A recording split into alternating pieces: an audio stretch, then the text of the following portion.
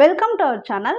TNSTC driver cum conductor exam prepare பண்ணுறவங்களுக்கான hall ticket வந்துடுச்சு. ஆனால் இன்னும் சில பேரால் ஹால் டிக்கெட் டவுன்லோட் பண்ண முடியல அப்படின்னு கேட்டிருந்தீங்க. ஸோ உங்களுக்கான டிப்ஸ் நான் கொடுத்துட்றேன். அது மட்டும் இல்லாமல் ஓஎம்ஆர் ஷீட் எப்படி ஃபில் பண்ணுறது அந்த டீட்டெயில்ஸ் கேட்டிருந்தீங்க. அதுவுமே உங்கள் ஹால் டிக்கெட்லேயே இன்ஸ்ட்ரக்ஷன்ஸ்லாம் கொடுத்துருக்காங்க. அதை வச்சு உங்களுக்கு நான் இப்போ எக்ஸ்பிளைன் பண்ணிடுறேன். இந்த வீடியோவை ஸ்கிப் பண்ணாமல் முழுசாக பாருங்கள். ஹால் டிக்கெட் டவுன்லோட் பண்ண முடியல அப்படின்னு சொல்கிறவங்களுக்கு ஃபஸ்ட்டு நான் டிப்ஸ் கொடுத்துட்றேன். என்னென்னா கூகுளில் சம்டைம் இது சப்போர்ட் ஆகலை.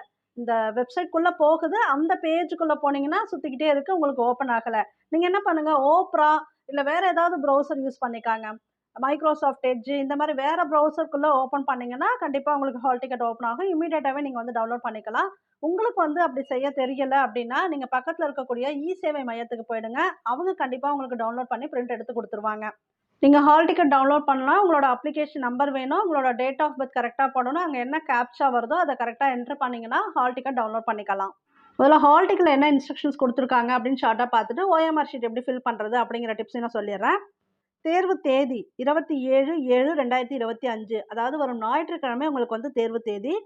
வருகை அனுமதிக்கப்படும் நேரம் 8:30 AM to 9:45 AM, அதாவது 8:30 மணிலேருந்து 9:45 வரைக்கும் தான் அவங்க அலோவ் பண்ணுவாங்க. ஆனால் நீங்கள் வந்து 8:30க்கே அங்கே போய் ரீச் ஆகிறது பெஸ்ட்டு. அடுத்து தேர்வு நேரம் பார்த்தீங்கன்னா 10 மணிலேருந்து 12 மணி வரைக்கும். ஆக்சுவலாக 2 மணி நேரம் கொடுத்துருக்காங்க.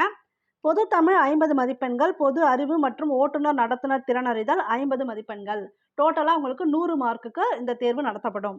விண்ணப்பதாரர்கள் கண்ணியமான ஆடைகளை அணிந்திருக்க வேண்டும். அதாவது டிஷர்ட் மாதிரிலாம் இருந்தால் அவாய்ட் பண்ணிவிடுங்க. ஹால் டிக்கெட்டுடன் தேர்வு தொடங்குவதற்கு 1 மணி நேரம் முன் தேர்வு மையத்தை அடைய வேண்டும். நான் சொன்ன மாதிரி ஒரு 8:30க்கு அங்கே ரீச் ஆகிட்டிங்கன்னா பரவாயில்ல, இல்லைனா 9க்குள்ளேயாவது நீங்கள் ரீச் ஆகிடுங்க. தேர்வு தொடங்குவதற்கு 20 நிமிடங்களுக்கு முன் தேர்வர்கள் தேர்வு அறைக்கு அனுமதிக்கப்படுவார்கள். அதுக்கப்புறம் கண்டிப்பாக அனுமதிக்கப்பட மாட்டாங்க. அடையாள சான்று உங்களுக்கு வந்து ப்ரூஃப் ஏதாவது எடுத்துகிட்டு போகணும் இல்லையா, அதுக்கு விண்ணப்பதாரர்கள் தங்களது அசல் ஓட்டுநர் உரிமத்தையோ உங்களோட ஒரிஜினல் டிரைவிங் லைசன்ஸ் இருக்கு இல்லையா, அதை எடுத்துகிட்டு போங்க. அல்லது நகல் ஓட்டுநர் உரிமத்துடன், நகல்னா ஜெராக்ஸ் காப்பி, அந்த ஓட்டுநர் உரிமத்தோட ஜெராக்ஸ் காப்பியோட அசல் ஆதார் அட்டையோ கொண்டு வர வேண்டும். ஆதார் அட்டையோட ஒரிஜினல் காப்பி எடுத்துகிட்டு போகணும். விண்ணப்பதாரர்கள் ஹால் டிக்கெட்டில் குறிப்பிடப்பட்டுள்ள இடத்தில் தேர்வு எழுத வேண்டும். இடமாற்றம் அனுமதிக்கப்படாது. உங்களுக்கு எந்த ஹால் கொடுத்துருக்காங்களோ அங்கே தான் நீங்கள் வந்து தேர்வு எழுதணும். தேர்வு மையத்தில் உள்ள கண்காணிப்பாளர், தலைமை கண்காணிப்பாளர், ஆய்வு அதிகாரிகளிடம் சரிபார்ப்புக்கான கோரிக்கையின் பேரில் விண்ணப்பதாரர் ஹால் டிக்கெட்டை காட்ட வேண்டும். அவங்க ஹால் டிக்கெட் உங்களை காட்ட சொல்லுவாங்க. அந்த ஹால் டிக்கெட்டை நீங்கள் அவங்க கிட்ட கொடுக்கணும். தேர்வர்கள் தேர்வு நடைபெறும் இடத்தில் கடுமையான ஒழுக்கத்தை கடைபிடிக்க வேண்டும். தேர்வர்கள் புகைப்பிடித்தல் அல்லது குடிபோதையில் அல்லது ஏதேனும் தகராறில் ஈடுபட்டதாக கண்டறியப்பட்டாலோ அல்லது தலைமை கண்காணிப்பாளரிடம் அல்லது ஆய்வு அதிகாரிகளுடன் அல்லது கண்காணிப்பாளருடன் தேர்வு நடைபெறும் இடத்தில் தேர்வு எழுத வந்த வேறு விண்ணப்பத்தாருடன் தவறாக நடந்து கொண்டாலோ, அதாவது அங்கே சண்டை போடக்கூடாது அப்படின்னு சொல்ல வராங்க, அவர்கள் தகுந்த குற்றவியல் நடவடிக்கை உட்பட கடுமையான நடவடிக்கைக்கு உட்படுத்தப்படுவார்கள். விண்ணப்பதாரர்கள் செல்லுலார் போன், கால்குலேட்டர், கை கடிகாரங்கள், மோதிரங்கள் அல்லது உள்ளமைக்கப்பட்ட நினைவக குறிப்புகள் போன்ற எந்த ஒரு மின்னணு சாதனத்தையோ நீங்கள் வந்து கையில் எதுவுமே எடுத்துகிட்டு போகக்கூடாது. அங்கே அலோவ் பண்ண மாட்டாங்க. ஈவன் கை கடிகாரங்கள் கூட கொடுத்துருக்காங்க, பார்த்துக்காங்க. மோதிரங்களும் கொடுத்துருக்காங்க, செல்லுலார் ஃபோனும் கொடுத்துருக்காங்க. இது எதுவுமே அவங்க வந்து அலோவ் பண்ண மாட்டாங்க. புத்தகங்கள், குறிப்புகள், கைப்பைகள், பதிவு சாதனங்கள் போன்ற மின்னணு அல்லாத சாதனங்கள் எதுவுமே உள்ள அலோவ் பண்ண மாட்டாங்க.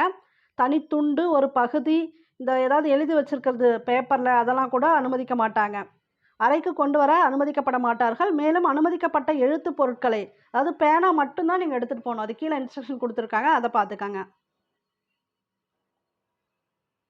இதில் ஏதாவது நீங்கள் எடுத்துகிட்டு போனீங்க அப்படின்னா, விடைத்தாளை பார்த்து எழுதுறீங்க அப்படின்னா பார்த்து எழுத, இல்லைன்னா முயற்சி செஞ்சாலும் சரி, பிற தேர்வர்களுக்கு விடைக்கான அறிகுறிகளை காட்டினாலோ, அதாவது காப்பி பண்ணக்கூடாது, இது போலாம் சொல்கிறாங்க. அதை தான் இங்கே குறிப்பிட்றாங்க. தேர்வு எழுத அனுமதிக்கப்பட மாட்டார்கள். தவிர அவர்களது விடைத்தாள் செல்லாதாக்கப்படும் அல்லது விலக்கப்படுவார்கள். மேலும் அவசியமானதாக கருதப்பட்டால் அவர்கள் அந்த இடத்திலேயே முழுமையான பரிசோதனைக்கு உட்படுத்தப்படுவார்கள். இந்த பாயிண்ட் தெளிவாக தெரிஞ்சுக்கங்க. உங்ககிட்ட தேவையில்லாமல் எந்த ஒரு பேப்பருமே கையில் இருக்கக்கூடாது. எதுவும் எழுதி வச்ச பேப்பர் இருக்கக்கூடாது. ஒன்லி உங்கள் ஹால் டிக்கெட் மட்டும் தான் கையில் இருக்கணும், பேனா மட்டும் தான் கையில் இருக்கணும். அதை தான் இவங்க இங்கே தெளிவாக சொல்கிறாங்க. பக்கத்தில் இருக்கவங்களுக்கு ஆன்சர் காட்டுறது அது போலவும் இருக்கக்கூடாதுன்னு சொல்கிறாங்க. அப்படி ஏதாவது நடந்துச்சுன்னா முழுமையான பரிசோதனைக்கு உட்படுத்தப்படுவார்கள். தேர்வர்கள் தங்கள் சொந்த நலன் கருதி மொபைல் ஃபோன், கை கடிகாரங்கள் உள்ளிட்ட தடை செய்யப்பட்ட பொருட்கள் எதையும் தேர்வு நடைபெறும் இடத்திற்கு கொண்டு வர வேண்டாம். நீங்கள் வாட்சும் போட்டிருக்க வேணாம்னு சொல்கிறாங்க, மொபைல் ஃபோனும் எடுத்துகிட்டு வர வேணாம்னு சொல்கிறாங்க. ஏன்னா பாதுகாப்பாக வைப்பதற்கு ஏற்பாடுகள் உத்தரவாதமற்றதுன்னு சொல்லிட்டாங்க. தேநீர், காஃபி, தின்பண்டங்கள், குளிர்பானங்கள் இதெல்லாம் வந்து தேர்வு நடைபெறும் இடத்திற்கு அனுமதிக்கப்படாது. விண்ணப்பதாரர்கள் எப்போதும் தங்களின் பதிவு எண்ணின்படி தங்களுக்கு ஒதுக்கப்பட்ட இருக்கையில் அமர வேண்டும். உங்களுக்கு வந்து உங்கள் ரெஜிஸ்ட்ரேஷன் நம்பர் அங்கே கொடுத்துருப்பாங்க இல்லையா, அங்கே ஒட்டியிருப்பாங்க. அங்கே தான் நீங்கள் வந்து உட்காரணும், வேறு எங்கேயும் மாற்றிலாம் உட்காரக்கூடாது. விடைத்தாள்களை நிரப்புவதற்கு கொடுக்கப்பட்டுள்ள வழிமுறைகளை கடைபிடிக்க வேண்டும். விவரங்களை பூர்த்தி செய்வதற்கு முன் விடைத்தாள்கள், விடை புத்தகங்கள் சரியாக அச்சிடப்பட்டுள்ளதா, அதாவது எல்லா பேஜ்லையுமே வந்து பிரிண்ட் கரெக்டாக இருக்கா, சேதம் இல்லாமல் இருக்கா, அதாவது உங்களோட ஓஎம்ஆர் ஆன்சர் ஷீட்டும் சரி, உங்களோட கொஸ்டின் பேப்பரும் சரி, எல்லா பேஜ்லேயும் பிரிண்ட் கரெக்டாக இருக்கா, டேமேஜ் இல்லாமல் இருக்கான்னு பார்க்கணும். சப்போஸ் டேமேஜ் இருந்ததுன்னா இமீடியட்டாக நீங்கள் வந்து அவங்களுக்கு உங்கள் அறை கண்காணிப்பாளர்கிட்ட நீங்கள் இன்டிமேஷன் கொடுக்கணும். சரிங்களா? அதை தான் இங்கே சொல்லியிருக்காங்க. அதுக்கப்புறம் வந்து விடை புத்தகத்தில் இந்த கேள்வி இல்லை அப்படின்லாம் சொன்னால் அவங்க வந்து ஒத்துக்க மாட்டாங்கன்னு சொல்கிறாங்க. ஃபஸ்ட்டே செக் பண்ணுறதுக்கு கொஞ்சம் டைம் கொடுப்பாங்க. உங்களுக்கு கொஸ்டின் பேப்பர் கொடுத்துட்டு செக் பண்ணி பாருங்கள் எல்லா பேஜும் பிரிண்ட்டாக இருக்கான்னு பார்க்க சொல்லுவாங்க. அப்போ பார்த்துட்டு ஏதாவது டேமேஜ் இருந்ததுன்னா அப்போவே கொஞ்சம் இன்ஃபார்ம் பண்ணுறேங்க. தேர்வு நேரம் முடிந்த பின்னரே தேர்வுகள் தேர்வு அறையை விட்டு வெளியேற அனுமதிக்கப்படுவார்கள். இந்த 2 ஹவர்ஸ் முடிஞ்சதுக்கு அப்புறம் தான் எல்லாரையுமே அட் அ டைம் தான் வெளில விடுவாங்க. அதுக்கு முன்னாடி நீங்கள் முடித்தாலும் வெளியில் விட மாட்டாங்க. 10 நிமிடங்களுக்கு முன் விடைத்தாள் வழங்கப்படும். விடை எழுதும் முன் விண்ணப்பதாரர் அனைத்து வினாக்களும் தவறாமல் தொடர் வரிசையில் இருப்பதையும், வினா புத்தகத்தில் வெற்று பக்கங்கள் இல்லை, இப்போ நான் சொன்னேன் இல்லையா டேமேஜ், வேறு ஏதாவது எம்டி பேஜ் இருக்கான்னு பார்த்துட்டு அவங்களுக்கு இன்டிமேஷன் கொடுக்கணும். விண்ணப்பதாரர்கள் தேர்வு அறைக்கு கருப்பு பால் பாயிண்ட் பேனா மற்றும் ஹால் டிக்கெட்டை மட்டும் எடுத்து செல்ல வேண்டும். 2 பென் வேணால் வச்சுக்கோங்க. ரெண்டுமே வந்து பிளாக் பால் பாயிண்ட் பென் வச்சுக்காங்க. அப்போ தான் உங்களுக்கு ஓஎம்ஆரில் ரீடிங் கரெக்டாக வரும். ப்ளூ எடுத்துகிட்டு போகாதீங்க. ரெண்டுமே பிளாக் பென் எடுத்துகிட்டு போங்க. அது பால் பாயிண்ட் பென் எடுத்துகிட்டு போங்க. ஜெல் பென் இது போலலாம் எடுத்துகிட்டு போகாதீங்க. ஹால் டிக்கெட் கண்டிப்பாக எடுத்துகிட்டு போகணும். ஹால் டிக்கெட்டில் வேறு எதுவும் எழுதாதீங்க. விண்ணப்பதாரர்கள் தங்கள் பதிவு எண்ணை வினா கையேடு மற்றும் விடைத்தாளில் கொடுக்கப்பட்டுள்ள இடத்தில் எழுத வேண்டும். பதிவு எண்ணா ரெஜிஸ்ட்ரேஷன் நம்பர் அது வந்து உங்கள் ஹால் டிக்கெட்லேயே இருக்கும். நீங்கள் எங்கேயும் தேட வேணாம், உங்கள் ஹால் டிக்கெட்லேயே பதிவு எண் அப்படின்னு குறிப்பிடப்பட்டிருக்கும். அந்த எண்ணை நீங்கள் கொஸ்டின் பேப்பர்லேயும் எழுதணும், உங்களோட ஓஎம்ஆர் ஷீட்லையும் எழுதணும். ஓஎம்ஆர் ஷீட்டில் அது எப்படி எழுதணும் கீழே கொடுத்துருக்காங்க, நான் உங்களுக்கு அது தெளிவாக சொல்லிடுறேன். விண்ணப்பதாரர்கள் வினா கையேட்டிலிருந்து எந்த தாளையும் கழற்றவோ கிழிக்கவோ கூடாது. எந்த பேப்பருமே நீங்கள் வந்து கிழிக்கக்கூடாது. வினா கையேடு மற்றும் விடைத்தாள்களை தேர்வு கூடத்திலிருந்து வெளியே எடுத்து செல்ல அனுமதிக்கப்பட மாட்டார்கள். தேர்வு முடிந்த பின்னரே விண்ணப்பதாரர்கள் வினா புத்தகத்தை எடுத்து செல்ல அனுமதிக்கப்படுவார்கள். முடிஞ்சதுக்கு அப்புறம் நீங்கள் வினா புத்தகத்தை எடுத்துகிட்டு வரலாம். அசல் பதிவுகளுடன் விண்ணப்பத்தில் வழங்கப்பட்ட விவரங்கள் சரிபார்ப்புக்கு உட்பட்டு அடுத்த நிலை தேர்வுக்கு அனுமதிக்கப்படுவார்கள். லாஸ்ட்டாக ஒரு பாயிண்ட் கொடுத்துருக்காங்க பாருங்க. பொது தமிழ் தாளுக்கு 40% மதிப்பெண்கள் கட்டாயம். விண்ணப்பதாரர்கள் தமிழ் தாளில் 40%, அதாவது 40%னா என்னன்னு பார்த்தீங்கன்னா, உங்களுக்கு 50 கொஸ்டின் கேட்குறாங்க இல்லையா தமிழில், அதில் ஒரு 20 கொஸ்டின் வந்து நீங்கள் கரெக்டாக எழுதியிருக்கணும். 50ல் 20 கொஸ்டின் கரெக்டாக எழுதிருக்கீங்கன்னா அதுதான் 40%. புரிஞ்சுக்கோங்க இதை. அப்போ 20 கொஸ்டின் நீங்கள் கரெக்டாக எழுதினா மட்டும்தான் உங்களுக்கு அடுத்து பார்ட் பி பார்ட் சி எல்லாமே வேல்யூஷனே பண்ணுவாங்க. இல்லைனா உங்கள் விடைத்தாள் வந்து அடுத்த கட்டத்துக்கு போகாது. அதை தான் இங்கே சொல்ல வராங்க. விடைத்தாளின் அடுத்த பகுதி மதிப்பீடு செய்யப்பட மாட்டாதுன்னா 50க்கு 20 கம்பல்சரி நீங்கள் தமிழில் எடுத்தாகணும். 20 மார்க்ஸ் கரெக்டாக எடுத்துட்டிங்கன்னா கூட ஓகே. 19 எடுத்தால் கூட உங்களுக்கு அடுத்த கட்டம் போகாது. அது தெளிவாக தெரிஞ்சுக்கோங்க. தமிழுக்கு அந்தளவுக்கு இம்பார்ட்டன்ஸ் உண்டு. அதனால் தமிழுமே பார்த்துக்காங்க. 50க்கு 20 மார்க்ஸ் கட்டாயமாக எடுக்க வேண்டும். சரி, இப்போ ஓஎம்ஆர் ஷீட்டுக்கு வந்துடலாம். இப்போ பதிவு எண் கொடுத்துருக்காங்க பாருங்கள். ரெஜிஸ்ட்ரேஷன் நம்பர், பதிவு எண். உங்கள் ஹால் டிக்கெட்லேயும் இதே தான் கொடுத்துருப்பாங்க. பதிவு எண் அப்படி தான் கொடுத்துருப்பாங்க. இங்கே ஒரு ஃபார்மெட்டுக்கு ஒரு நம்பர் கொடுத்து எப்படி ஃபில் பண்ணுறது கொடுத்துருக்காங்க. உங்கள் பதிவு எண் என்னவோ அந்த பதிவு எண்ணை கரெக்டாக நீங்கள் ஃபில் பண்ணணும். ஃபில் பண்ணுறதுக்கு முன்னாடி இங்கே எழுதணும். கரெக்டாக ஒரு 6 நம்பர் தான் கொடுத்துருக்காங்க. சரிங்களா? அந்த 6 நம்பரையும் முதல்ல கட்டமாக 6 கட்டம் தான் இருக்குது. அதனால் எந்த குழப்பமும் இல்லை. ஓஎம்ஆர் பற்றி எப்போவுமே டென்ஷன் ஆகாதீங்க. அது ரொம்ப சிம்பிள். நீங்கள் எக்ஸாமே எழுதலனாலும் ஃபஸ்ட் டைம் கூட போய் எழுதி எல்லாருமே நல்ல மார்க்ஸ் எடுக்கிறவங்களாம் இருக்காங்க. ஓஎம்ஆரை பற்றி நீங்கள் பயந்துக்கிட்டு இருக்கிறவங்களுக்குலாம் ஒன்றுமே இல்லை. ஈவன் நீங்கள் வந்து ஒரு ஹெவி வெஹிக்கிளே ஓட்டுறீங்க, அது எல்லாராலையும் முடியுமா யோசிச்சு பாருங்கள். அந்த அளவுக்கு திறமை வாய்ந்தவங்க தான். ஓஎம்ஆர்லாம் ஒரு விஷயமே கிடையாது. நீங்கள் ஈஸியாக வந்து எழுதலாம். ப்ராக்டிஸ்க்கும் நம்ம டெஸ்ட்லலாம் கொடுத்துருக்கோம். சரிங்களா? இப்போ பாருங்கள், 6 கட்டம் தான் கொடுத்துருக்காங்க. 6 ரெஜிஸ்ட்ரேஷன் நம்பர் தான் இருக்கும். அந்த நம்பரை தெளிவாக அந்த வரிசைப்படி எழுதிக்காங்க. எழுதிட்டு அதை எப்படி ஃபில் பண்ணுறதுனா, இப்போ ஃபார் எக்ஸாம்பிள் ஃபஸ்ட்டு நம்பர் 1 அப்படின்னா அந்த ஃபஸ்ட்டு இதில் ஃபுல்லாக ஷேடோ கொடுத்துருங்க. இந்த ஒரு வட்டம் இருக்குன்னா அந்த வட்டத்தை நீங்கள் முழுமையாக நிரப்பிடணும். இந்த பிளாக் பால் பாயிண்ட் பென் இருக்கு இல்லையா, இதை வச்சு முழுமையாக இந்த வட்டம் வந்து நிரப்பப்படணும். அதாவது எந்த எட்ஜுமே இருக்கக்கூடாது. இப்படி ஃபுல்லாக கருமையாக நிரப்பணும். இப்போ இதில் ரெட்டில் மார்க்கில் இருக்கா, ஆனால் நீங்கள் கருப்பு பேனால இது மாதிரி ஃபுல்லாக மார்க் பண்ணுங்க. இங்கே மார்க் பண்ணியிருக்காங்க பாரு, அது போல் நீங்கள் வந்து இப்போ இந்த வட்டம் இருக்குன்னு வச்சுக்கோங்களேன், பாதி வட்டத்தை ஃபில் பண்ணுறது. இப்படி பாதி வட்டம் ஃபில் பண்ணிங்கன்னா உங்கள் மார்க் வந்து ரீட் ஆகாது. அப்புறம் மைனஸ் மார்க் அது போல் ஏதாவது கொடுத்தாலும் கொடுத்துருவாங்க. அதனால் இப்படி பாதி இருக்கக்கூடாது. இப்படி இந்த பாதியில் இந்த எட்ஜை விட்டுறது, இப்படிலாம் இருக்கக்கூடாது. அதுக்கப்புறம் இப்படி போட்டுட்டு ஏதாவது இன்ட்டு போடுறது, இப்படி போடுறது, இப்படிலாம் பண்ணக்கூடாது. முழுசாக இது போல் நிரம்பி இருக்கணும். சரிங்களா? இந்த வட்டம் இப்போ இங்கே கொடுத்துருக்காங்களே அது போல் நிரம்பி இருக்கணும். இதுதான் அதில் ஃபில் பண்ணுறதுக்கு மெயின். அடுத்து 7ன்னு வச்சுக்கோங்க. ஃபஸ்ட் நம்பர் 1னா 1 கிட்ட நேராக ஷேடோ கொடுக்கணும்.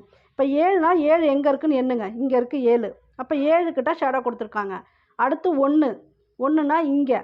0, 0னா இந்த ஃபஸ்ட்டு இது 0, 0ல ஷேடோ கொடுக்கணும். 9னா 9க்கு நேராக இங்கே என்ன எழுதுறீங்களோ அதுக்கு நேராக ஷேடோ கரெக்டாக கொடுக்கணும். இங்கே 1க்கு நேராக ஷேடோ கொடுத்துருக்காங்க. அவ்வளோதாங்க. இதுதான் உங்களோட ரெஜிஸ்ட்ரேஷன் நம்பரை ஃபில் பண்ணக்கூடிய முறை. நெக்ஸ்ட்டு வினா தொகுப்பு எண். வினா தொகுப்பு எண்ணா கொஸ்டின் புக்லெட் நம்பர். அதாவது உங்களுக்கு ஒரு வினா தொகுப்பு கொடுக்குறாங்க இல்லையா, கையில் கொஸ்டின் பேப்பர் புக்லெட் கொடுக்குறாங்க இல்லையா, அது மேலே நம்பர் எழுதியிருப்பாங்க. அந்த நம்பரை எடுத்துகிட்டு வந்து ஓஎம்ஆர் ஷீட்டில் நீங்கள் வந்து என்ட்ரு பண்ணணும். இப்போ அதுக்கு வந்து எத்தனை நம்பர் கொடுத்துருக்காங்கன்னு பாருங்கள். மேபி 5 கொடுத்துருக்கலாம், இங்கே 5 கொடுத்துருக்காங்க. எத்தனை இருக்கோ அத்தனை தான் கட்டம் கொடுத்துருப்பாங்க. உங்களை வந்து அவங்க குழப்ப மாட்டாங்க.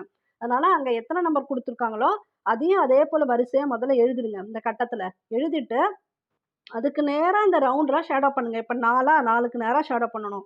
9க்கு நேராக ஷேடோ கொடுக்கணும். 1னா 1க்கு நேராக, 0னா மேலே, 0க்கு நேராக, 0னா அடுத்து.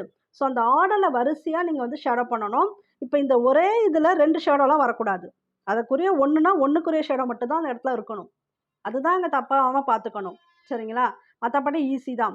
இப்போ 2 தான் இப்போ நீங்கள் ஷேடோ எண்களில் கொடுக்குற மாதிரி இருக்குது. உங்களோட பதிவு எண் வந்து உங்களோட ரெஜிஸ்ட்ரேஷன் நம்பர், உங்கள் ஹால் டிக்கெட்டில் இருக்கக்கூடியது, அது தனி. வினா தொகுப்பு எண் உங்களோட கொஸ்டின் புக்லெட் நம்பர், அந்த எண்ணை குறித்து அதுக்குரிய ஷேடோவை கொடுக்கணும். எப்படி வட்டம்லாம் கொடுக்கணும் இங்கே கொடுத்துருக்காங்க. அப்புறம் இன்னொரு விஷயம் சொல்லிடுறேன். கேண்டிடேட் சிக்னேச்சர் சப்போஸ் அங்கே இருந்ததுன்னா, இதில் கொடுக்கல, இருந்துச்சுன்னா சொல்கிறேன். கேண்டிடேட் சிக்னேச்சர் அப்படின்னு ஏதாவது இருந்துச்சுன்னா உங்களோட சைன் போடணும் அந்த இடத்துல. சரிங்களா? கேண்டிடேட்ஸ் அப்படிங்கிறவங்க நீங்கள் தான்.